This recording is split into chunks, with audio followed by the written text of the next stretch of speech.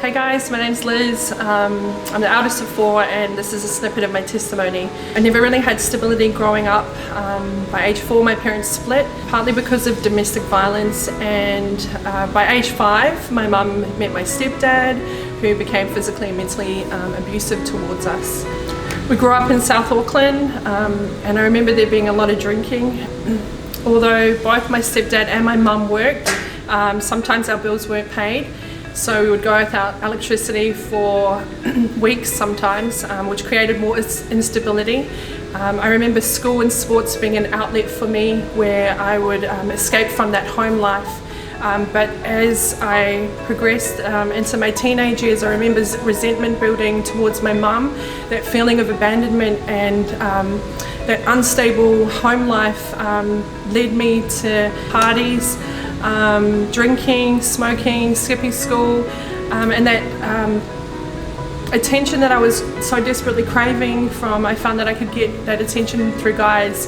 And consequently, at the age of 18, I had my daughters young, and I remember very early on in my relationship with their dad, having that feeling of instability and thinking, not really knowing what the future was going to hold. So from then I decided I needed to get a good job, so I did. And I let the void of instability and letdowns consume my drive to work hard and try and create that stability for my kids.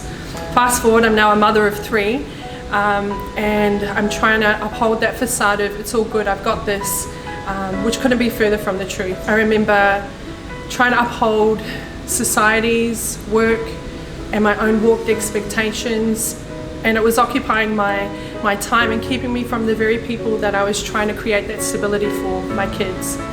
I finally accepted an invitation to church. I was finally at the end of myself, in a desperate time where a situation had literally rocked our family, and I was calling out for God, looking for answers and searching for that stability that I was craving my whole life.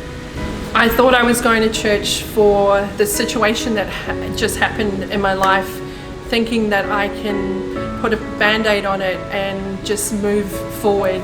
But God was like, no, I'm here for you. 2016, January 10th, my family and I gave our lives to Christ, and He has given us back so much more. No longer is my worth validated or defined by society or career status or achievements.